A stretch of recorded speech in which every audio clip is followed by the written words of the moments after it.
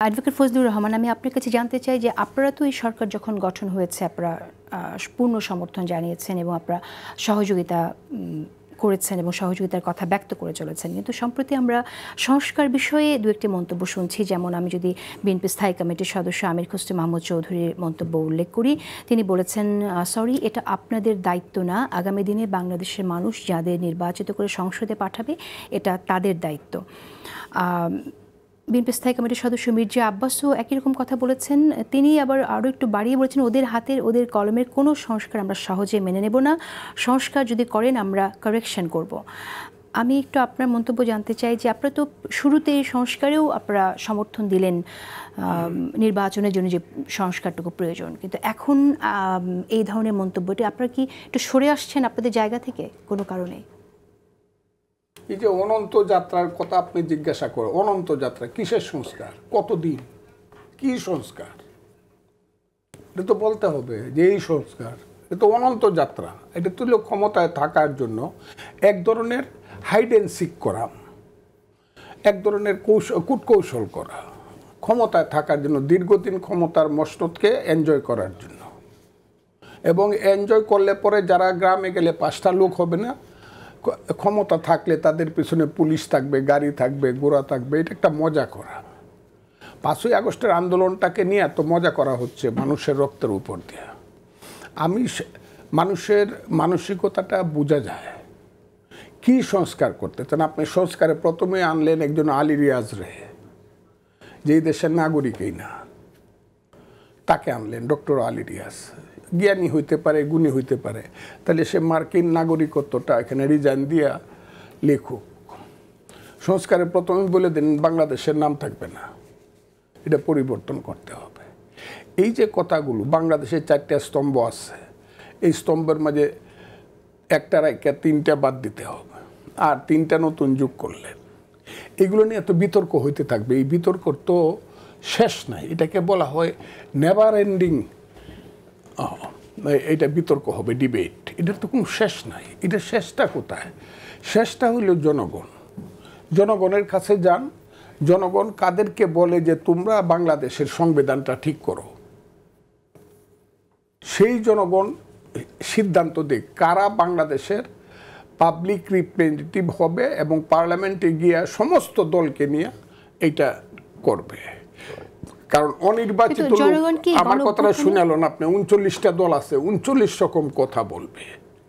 এটা 39 বছরও শেষ হবে না। তখন আপনারা বলবেন যে যেহেতু শেষ হইল না, ওই যে এটা বানরের পিঠাবাগের মতো।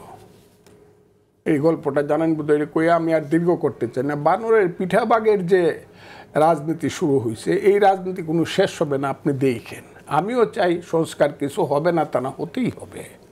কি সংস্কার তারা করতে চায় আমি তো এখন পর্যন্ত আমার মাথায় আসলো না। আমরা তো লেখাপড়া জানি না, তেমন মাথায় তো আসলো না কি সংস্কারটা তারা করতে চায়। সংবিধানের যে 153টা আর্টিকেল আছে, কোন কোন আর্টিকেলের মধ্যে এমন কথা আছে? এই যে কথাটা আপনি বললেন, কথাটা ঠিক না, বা আমার ভাই যে ঠিক না বলবো না, সঠিক বলছে কি না তিনি বুঝে নেবেন।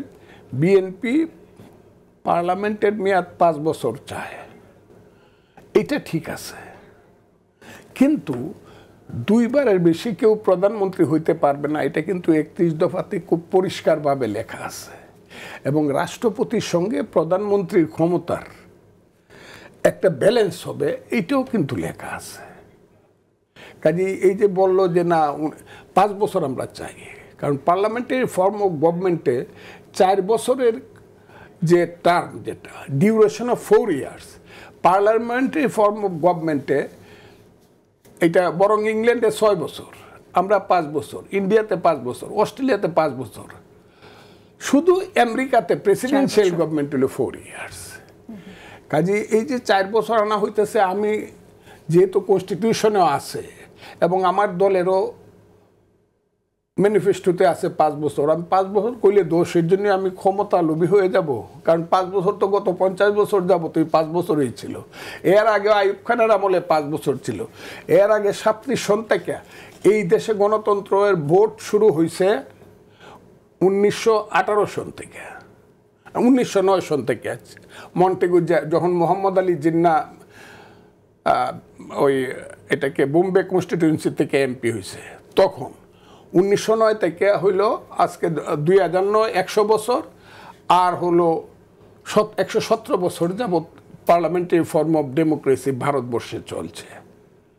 ঠিক আছে, এটা তো সবসময় ইশারে বাংলা একে ফজলুল হক 37 সনে আইসা 5 বছর, সোহরাওয়ার্দী 5 বছর, 54 সনে যে ওই যে যুক্ত ফ্রন্ট 5 বছর, আইয়ুব খান যে এটাকে কি বলে কি গভর্নমেন্ট বেসিক ডেমোক্রেসি সেটাও 5 বছর। কোথায় এই দেশে তো 119 বছর 17 বছরের মধ্যে 4 বছর হ্যাঁ প্রস্তাব কেউ করতে পারে, আমি না মানলেই বলবে যে আমি খুব লোভী, 1 বছর বেশি চাই। এইসব কথা কয়ে তো আমাকে ছোট করা যাবে না। 1 2 নম্বর হলো বিএনপি দল হিসাবে এই যে বলতেছে যে আপনাদের এখানে কাজ কি, যদি সর্বসম্মত ব্যাপার না হয় তাহলে ইউনূস সাহেবের তো বলাই উচিত যে আমার মতো একজন লোক যিনি নোবেল লরিয়েট যিনি, ওনার তো বলাই উচিত যে সবাই যদি সর্বসম্মত না হন আমাকে অন্তত মাফ করেন, আমি গেলাম। বরং আমরা দেখতেছি, মানুষ দেখতেছি উনি আরও কূটকৌশল করে ক্ষমতায় থাকার জন্য যত যত সাজানো দরকার সব সাজাইতেছে। এই কারণে বিএনপি হোক অন্য যে খালি বিএনপি না তো জামাত, এই নতুন দল আমাদের সন্তানদের যে দলটা করছে নতুন দল, তারপরে এবি পার্টি, আর রেয়ার 2-1টা পার্টি থাকতে পারে যে ইলেকশন দেরিতে হোক, আর তো সব বিএনপি সহ 12 দল বলেন, এই এটাকে কি বলে ওই যে মান্না সাহেবদের যে 5 দলীয় জোট বলেন, কমিউনিস্ট পার্টি সহ 7 দলীয় জোট বলেন, সব একমত যে ইলেকশন ডিসেম্বরের মধ্যে হোক। এবং ইউনূস সাহেব তো বলছেন ডিসেম্বরের মধ্যে ইলেকশন দিবেন, দিয়ে আবার একটু গলা টান দিয়ে আবার ওই যে আমাদের রিজওয়ানা হাসান পরিবেশ মন্ত্রী উনাকে দিয়ে আবার গলা টান দিয়ে বলেন না না ডিসেম্বরে হইতে পারে, তবে এটা জুন পর্যন্ত যাইতে পারে। আবার জুনে গেলে বলবে আরে জুন তো ফ্যাসিস্টদের জন্ম তারিখ, 23শে জুন ফ্যাসিস্ট আওয়ামী লীগের জন্ম হয়েছে, এই মাসে তো হইলে পরে অপবিত্র হয়। আর জুলাই আগস্ট হইলো আমাদের আন্দোলনের টাইম, সেপ্টেম্বর অক্টোবর বৃষ্টি, কাজে আগামী নভেম্বরে গেলেও ভালো হয়। ইলেকশন পিছানোর সুতা কুঁচতে তো কোনো অসুবিধা নাই। তবে আমি এখনো মনে করি বিএনপি যে কথাটা বলতেছে তার অভিজ্ঞতার থেকে, বিএনপি খালি আজকেই ক্ষমতা চাইতে, বিএনপি কিন্তু আরও 3 বার ক্ষমতায় ছিল, এবং নাও ইট ইজ দ্য কী ধরনের বিগেস্ট পার্টি এটা বইলা লাভ নাই, এটা ভোট হইলে বোঝা যাবে। হয়তোবা তুষার বলতে পারে না ভোট হলে তারা জিতবে, উনিও তো আর দল করে না, বলতে পারে, তার তো বলার রাইট আছে। ভোট হইলে কি হবে এটা বাংলাদেশের মানুষ জানে। কাজেই বিএনপি যদি 3 বারের অভিজ্ঞতা দিয়া, এখনো যে নেত্রী আছে 3 বারের প্রধানমন্ত্রী ছিলেন, জীবিত আছেন, বিএনপির রাজনীতির অভিজ্ঞতার সঙ্গে তার সমস্ত কিছু কর্মকাণ্ডের সঙ্গে অন্যদের তো ডিফারেন্স হবে। কাজে আমি যেটা মনে করি যে এই দেশের একমাত্র সমাধানের পথ নির্বাচন ভিত্তিক, আরও যদি টুকটাক কিছু থাকে, কি আমি তো দেখলাম না কিসের সংস্কার, আমি তো দেখলাম না যে সংস্কারটা কি, আর যাদেরকে দিয়ে সংস্কার করে এদেরকে সবাই তো চিনি, তো চিনি না তা না যে এদেরকে কেউই চিনি না, চিনি তো এই লোকগুলারে। সংস্কার প্রসঙ্গে আসবো, আপনি বলেছেন যে ইউনূস সরকারের একটা কূটকৌশল নির্বাচন পেছানোর জন্য, এটা আপনি মনে করছেন, এবং শুধু তাই না, আপনি বলেছেন ডক্টর মোহাম্মদ ইউনূসকে আপনি বলেছেন ইতিহাসের বৈরাম খা, কিন্তু আজকে বলছি আপনি বলেছেন কিছুদিন আগে একটি ইন্টারভিউ, কিছুদিন আগে বলছি, এটা আজকেও বলতে পারি, কোনো অসুবিধা, উনি বৈরাম খা। কিন্তু আপনার ডক্টর মোহাম্মদ ইউনূসকে তো সমর্থনও দিলেন যখন তিনি, এবং নিশ্চয়ই সমর্থন দিয়েছি। কি আমি যে বক্তব্য রাখছি ইউনূস সাহেবের পক্ষে, এগুলো তো কয়া লাভ নাই।